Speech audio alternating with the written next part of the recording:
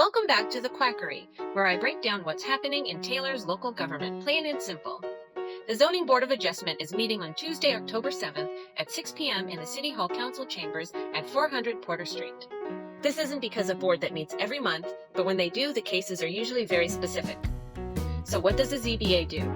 Their job is to hear requests for variances. That's when someone says, the zoning or development code doesn't quite fit my property, and I need special permission to do something different.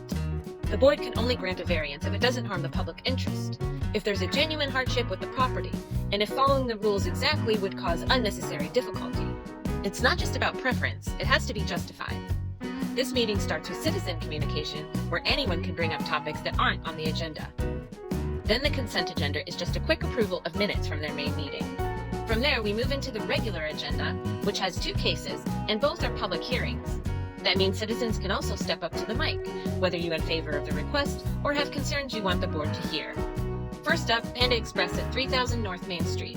They're building a new restaurant in the Taylor Plaza shopping area, between Jack in the Box and Starbucks. The request here is all about signage. Panda Express wants larger signs, taller letters, and more signs than the code normally allows to match their national branding. The city's code is designed to limit clutter and avoid driver distraction, but Panda says their standard signs are easier to read and more recognizable. And they point out that their Hutto and Georgetown locations use the same style. The board will hear public comments and then decide whether to approve the variance.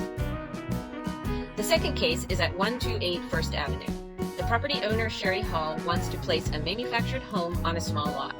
The city code requires that the front of the house face the street and run parallel to the property line. But here's the problem. The lot is less than 50 feet wide, while the home is 56 feet long. To make it fit, the house has to be rotated, which breaks the code. The applicant says this isn't just a preference, it's a hardship caused by the lot and home size. Without a variance, they would reasonably be able to use the property for housing. This is also a public hearing, so neighbors and citizens can weigh in before the board votes. And that's the full agenda, short but important. The ZBA may not set broad city policy, but the decisions they make on variances directly affect how individual properties in Taylor are used and developed.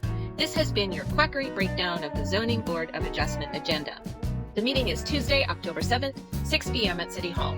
Remember, these are public hearings, so if you have thoughts on the cases, you can show up and share them. More ducks in the pond, more voices in the conversation, and together we can help shape Taylor's future.